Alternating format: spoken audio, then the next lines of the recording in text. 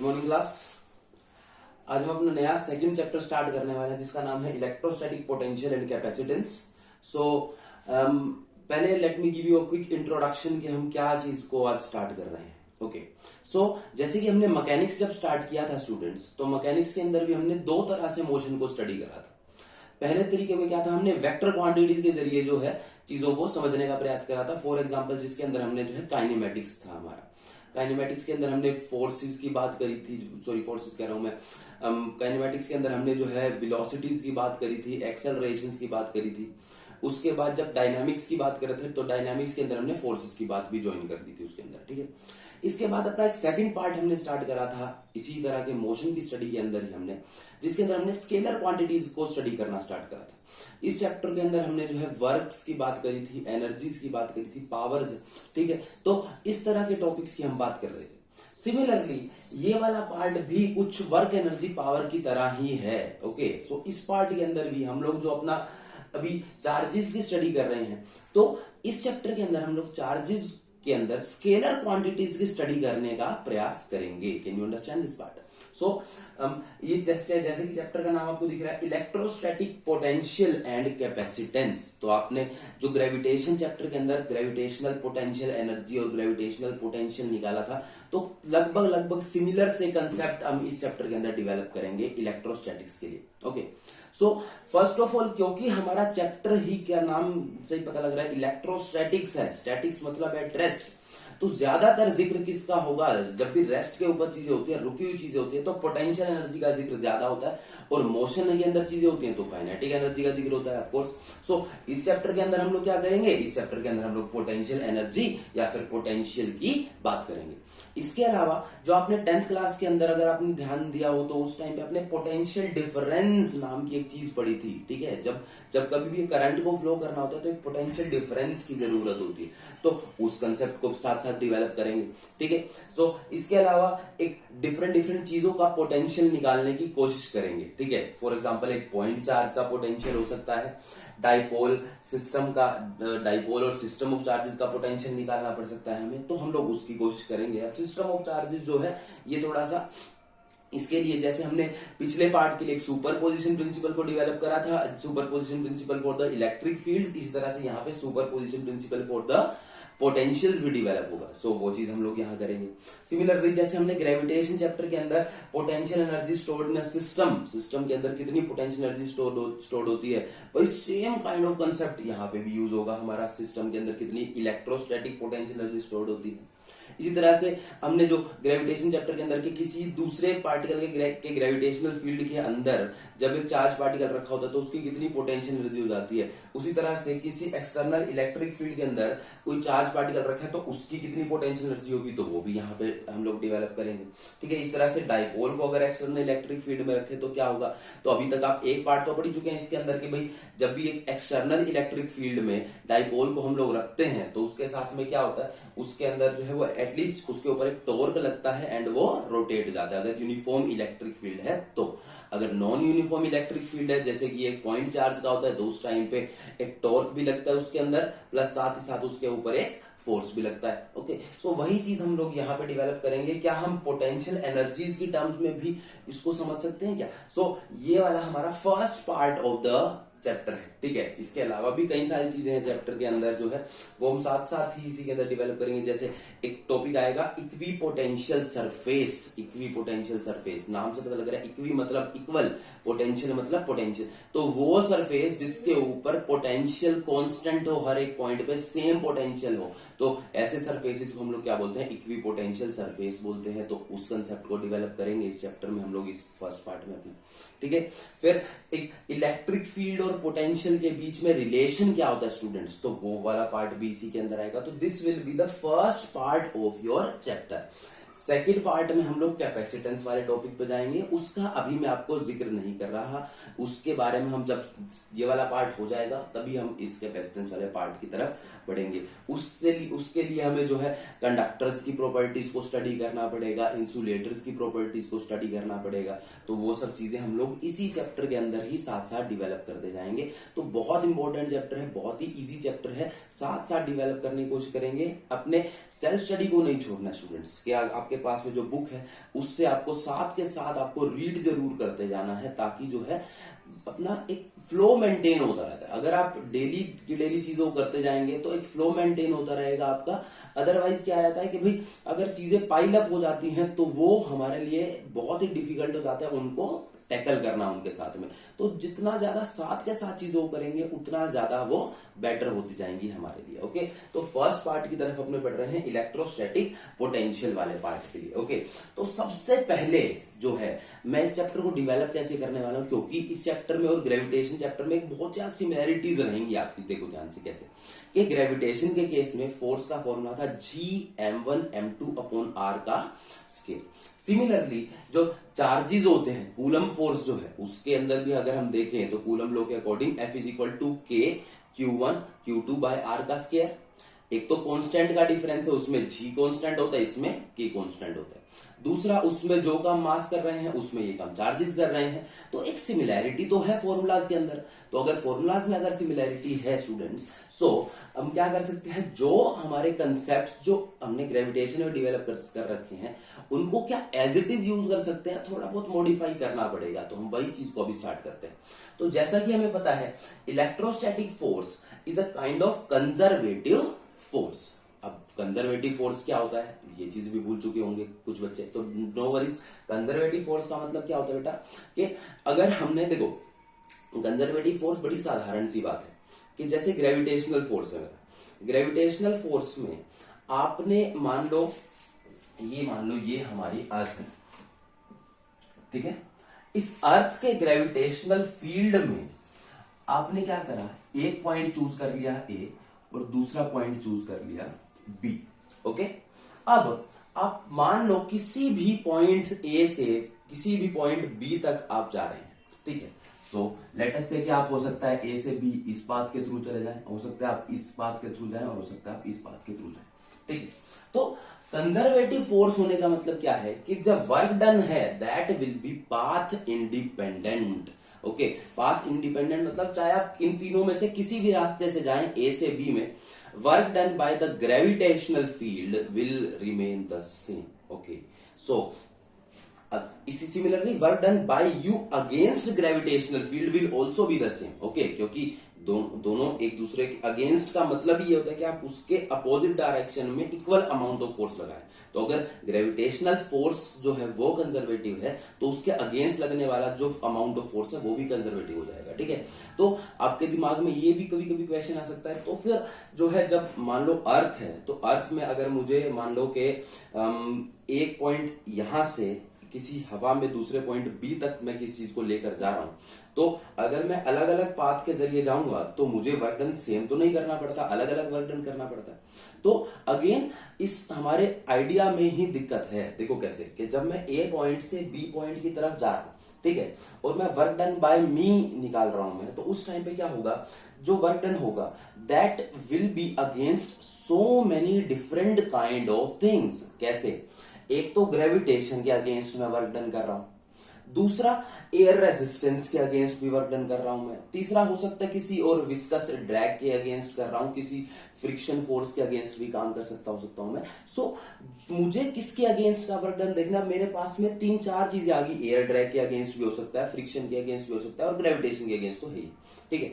तो मुझे केवल उस वाले पार्ट को देखना इसमें से जो ग्रेविटेशन के अगेंस्ट है। अगर मैं ग्रेविटेशन के अगेंस्ट वाले पार्ट को देखूंगा तो that part will be conservative. Okay, that part of force will be a kind of conservative force. Okay बेटा, सो इसी तरह से जैसा ग्रेविटेशन फोर्स में होता है उसी तरह से electrostatic force is also a conservative force. Okay, so electrostatic force अगर कंजर्वेटिव है तो हमें ये पता है कंजर्वेटिव फोर्स जब जब होते हैं तो उस केस में मैकेनिकल एनर्जी क्या रहती है, कंजर्व रहती है। That is sum of kinetic energy plus potential energy is equal to constant.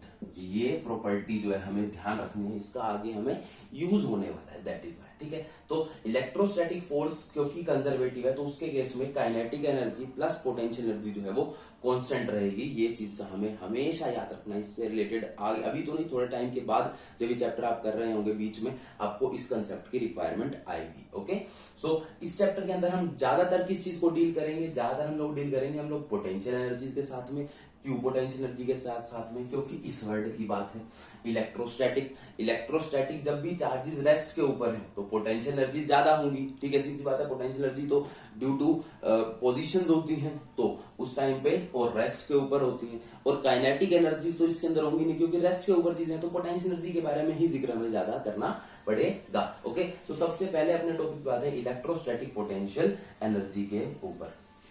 First let me rub it.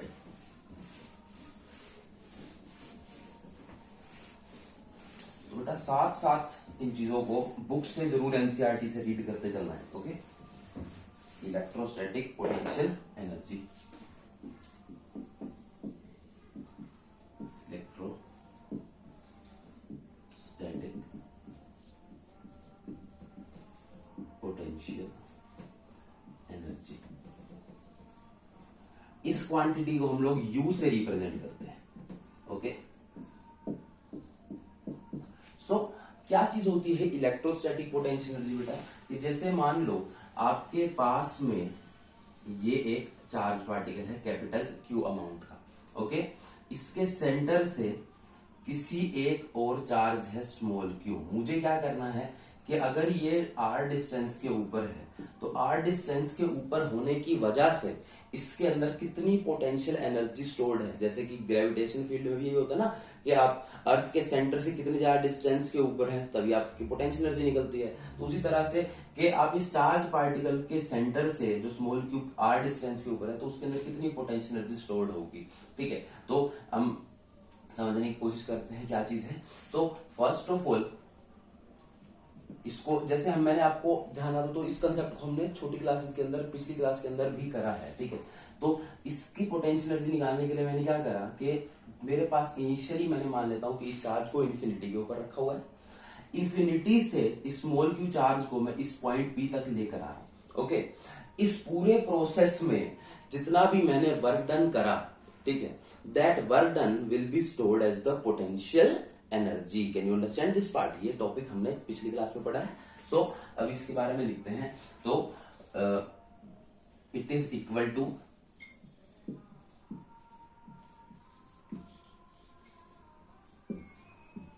Work done in bringing a test charge small q. For simplicity से हम इस small q को positive consider कर लेते हैं, greater than 0। Okay, तो it is equal to work done in bringing a test charge small Q from infinity to a point P near source charge capital Q। ओके, source charge capital Q। अब ये देखो, this could be source charge आपका आप अपने test charge को तो control कर सकते हो कि भी मैं खुद ही टेस्ट चार्ज ला रहा हूं, बट सोर्स चार्ज तो आपके कंट्रोल में नहीं है। तो ये इट कुड बी पॉजिटिव और नेगेटिव। उस टेस्ट चार्ज को भी आपकी इच्छा के अनुसार कंट्रोल कर सकते हो, कोई जरूरी नहीं है कि आप उसको पॉजिटिव ले। ठीक, so it is equal to work done in bringing a test charge small Q from infinity to a point P near source charge capital Q without acceleration.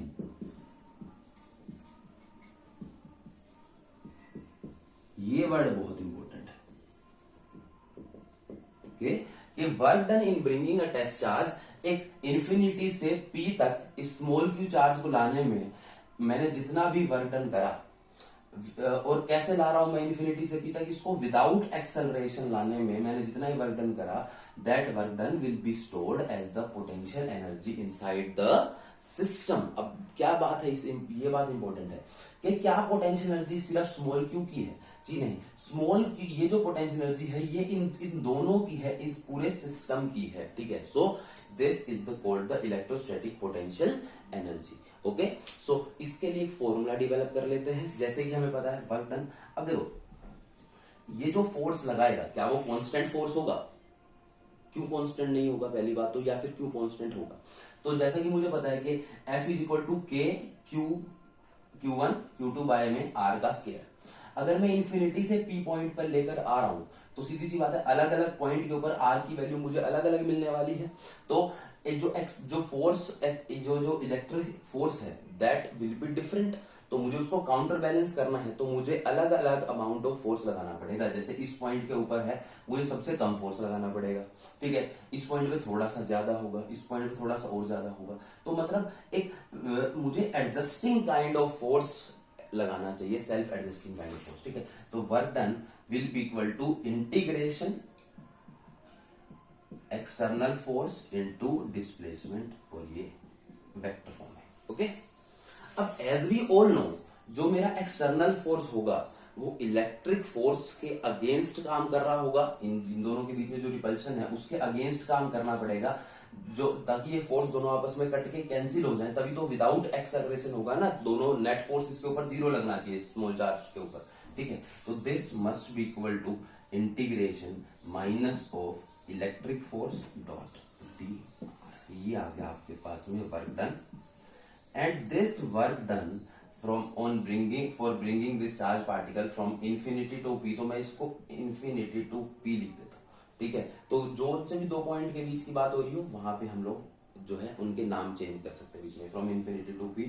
This is called the electrostatic potential energy. तो this is called U is equal to W infinity P is equal to integration minus F external dot D. Okay, तो ये आपके पास में क्या है, ये आपके पास में पोटेंशियल एनर्जी का माय डियर स्टूडेंट्स फॉर्मूला है।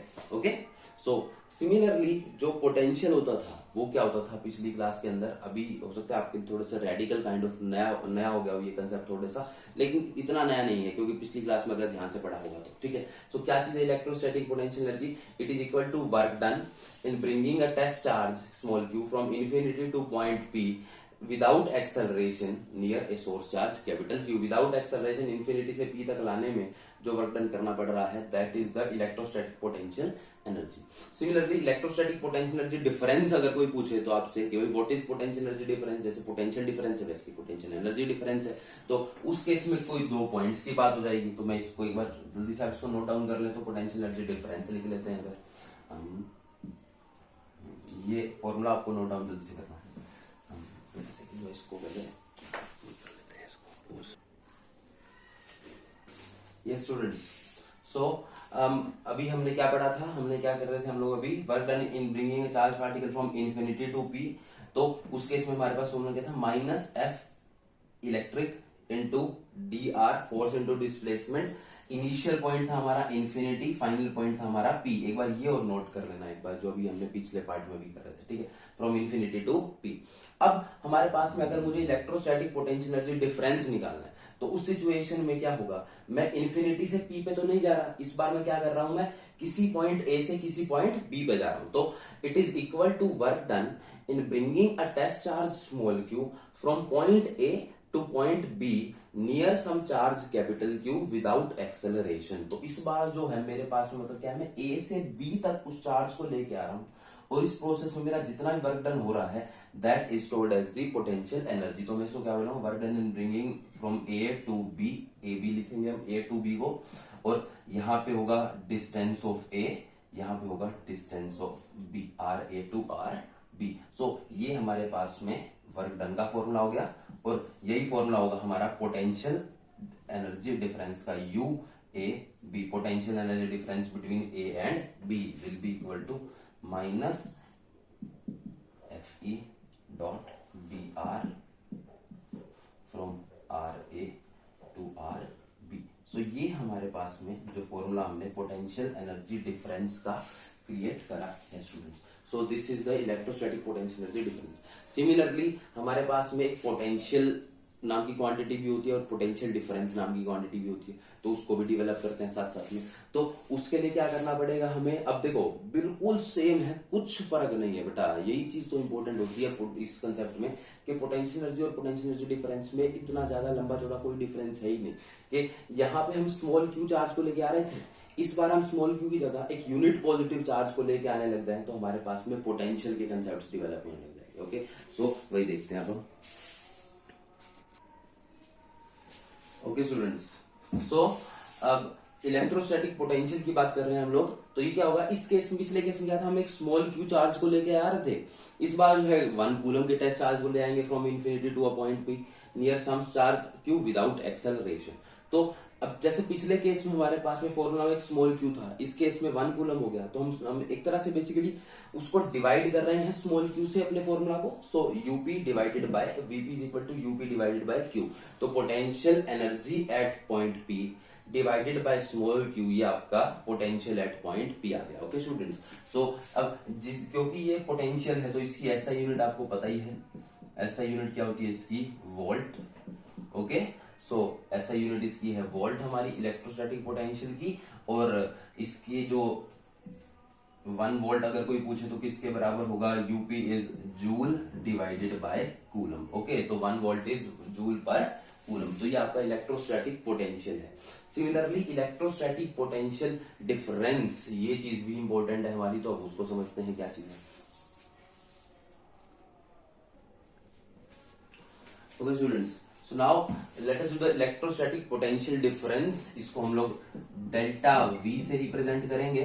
सो it is equal to work done in bringing a test charge of 1 coulomb from point A to point B. From point A से पॉइंट बी तक लाने में जो है वो हम लोग निकाल रहे हैं, ठीक है। सो ये आ गया मेरा delta V, clear. This must be equal to V A minus V B. Okay, पहले आप इंफिनिटी से उस चीज को ए तक लेके आए, वो हो गया आपका वी ए। जो है इंफिनिटी से उसी चार्ज को आप बी तक लेके आए तो वो हो गया आपका वी बी। इन दोनों को आपने सब्ट्रैक्ट कर दिया तो आपके पास V A minus V B आ गया, ठीक है। तो this is your delta V है। सो आपको क्या करना है, इसकी वैल्यू निकालनी है, तो that is U A by में small Q minus U B divided by small Q, that is U A minus U B divided by small Q. ये आ गया आपके पास में potential difference between these two charges. Okay, so अभी आप अपनी एनसीईआरटी से जो है इस वाले पार्ट को स्टडी करें, इससे आगे वाले पार्ट के लिए हम लोग जो है नेक्स्ट वीडियो के अंदर ध्यान देंगे। सो क्या क्या चीजें पढ़ी हमने सबसे पहले आज की क्लास में, सबसे पहले हमने पढ़ा कि what is electrostatic potential energy, क्या फॉर्मूला है, it is equal to work done in bringing a test charge small Q from infinity to a point P, तो वो होगा हमारा electrostatic potential energy. Similarly electrostatic potential क्या होगा मेरा, it is equal to work done in bringing 1 coulomb charge from infinity to point P. Similarly electrostatic potential क्या होगा मेरा, जो ये हो गया। अब पोटेंशियल एनर्जी डिफरेंस लिखते हैं, it is equal to the work done in bringing a test charge small Q from point A to point B. A से बी तक लाने में जो पूरा वर्क डन करना पड़ रहा है मुझे स्मॉल क्यू चार्ज के ऊपर, तो वो होगा पोटेंशियल एनर्जी डिफरेंस। अगर 1 कूलम का चार्ज हो गया तो ये हो गया मेरा पोटेंशियल डिफरेंस। ओके, तो एक बार इनके फॉर्मूलाज को एक बार साथ साथ जल्दी से लिख लेते हैं ताकि जो है हमारे पास कोई वो ना रहे, क्विकली रिकैपिटुलेट कर लेते हैं अपने फॉर्मूलाज को, ठीक है। सो सबसे पहला है मेरा potential energy, that is you, ठीक है। अगर मुझे किसी पॉइंट पी की पोटेंशियल एनर्जी निकालनी है, जैसे हमारे पास ये वो चार्ज कैपिटल क्यू है, सोर्स चार्ज, और इसकी वजह से जो है मुझे इस पी पॉइंट के ऊपर ये जो स्मॉल क्यू का चार्ज रखा हुआ है इसकी पोटेंशियल एनर्जी निकालनी है, तो कैसे निकलेगी, that will be equal to work done in bringing it from infinity to P. Infinity से पी तक, ये इन्फिनिटी पॉइंट है, इससे पी तक लाने में विदाउट एक्सेलरेशन मुझे जितना वर्क डन करना पड़ा है वो सारा का सारा इसकी पोटेंशियल एनर्जी में स्टोर हो जाएगा। इसका फॉर्मूला क्या हो जाएगा, minus F electric dot displacement from infinity to point P, ठीक है। अब ध्यान देने की बात यह है, मैं डॉट प्रोडक्ट में लिख रहा हूँ, ये फोर्स इनटू डिस्प्लेसमेंट, ये वेक्टर स्केलर मल्टीप्लीकेशन है, वो भी धीरे धीरे आगे जब कंसेप्ट डेवलप होगा तो इन फॉर्मूलाज को भी यूज करेंगे हम लोग ये सारे, ठीक है। तो इनको याद रखना भी आपको। This is the first formula, ये होगा आपका potential energy, electrostatic potential energy, ठीक है। अगला फॉर्मूला है हमारा इलेक्ट्रोस्टैटिक पोटेंशियल एनर्जी डिफरेंस का, ओके। तो इस केस में हम क्या करेंगे, इन्फिनिटी से पी की जगह कोई भी एक पॉइंट चूज कर लेंगे ए, और दूसरा पॉइंट चूज कर लेंगे बी, ओके। इस ए से बी तक लाने में मुझे जितना भी वर्क डन करना पड़ रहा है, तो that will be equal to the potential energy difference. So इसको हम लोग किससे रिप्रेजेंट करेंगे, डेल्टा यू से रिप्रेजेंट करेंगे। इसका फॉर्मूला क्या हो जाएगा, work done in bringing from A to B, and then इसके लिए हम लोग क्या करेंगे, minus integration electric force dot displacement. जो हमारा पहले जो इनिशियल पॉइंट था इन्फिनिटी था, इसमें पी था, इस केस में ए से स्टार्ट होकर हम लोग बी पे जा रहे हैं। एक तो ये फॉर्मूला इसका, ठीक है। अब दूसरा, मैं इसी चीज को और किस तरह से समझ सकता हूं, there is another very beautiful way to understand this. देखो बेटा कैसे, ये मैं क्या करूं, मैं ए से बी तक लाने के प्रोसेस को कैसे करूं। पहले तो मैंने क्या करा, इन्फिनिटी से ए तक लेके आया, ठीक है। तो मेरे पास में पोटेंशियल एनर्जी ऑफ ए निकल गई। फिर मैंने इन्फिनिटी से लेके बी तक लाने तक का वर्क डन निकाला, ठीक।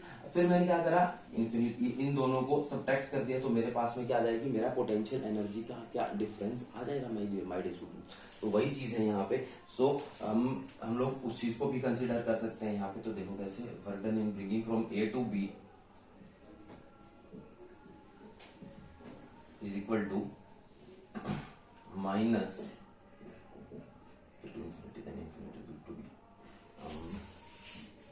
Wait second. सो इसको हम लोग क्या कर सकते हैं, that is equal to U B minus U A, सीधा सीधा ही लिख लेते हैं, U B minus U A. Potential energy in bringing from infinity to B तक लाने में जो वर्क डन करना पड़ रहा है, इन्फिनिटी से ए तक लाने में जो वर्क डन करना पड़ रहा है, और उनका सब्ट्रैक्शन। तो ये हो गया मेरा डेल्टा यू, ओके।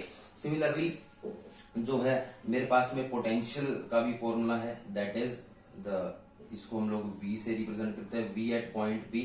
तो इस बार स्मॉल q की जगह 1 कूलम का चार्ज हो जाएगा, उसको इन्फिनिटी से p तक ला रहे होंगे हम लोग, ठीक है। तो उस सिचुएशन में हमें कितना वर्क डन करना पड़ेगा, दैट विल बी, ये जो पोटेंशियल एनर्जी का जो है उसको डिवाइडेड बाय स्मॉल q कर दो, तो that is u p divided by small q।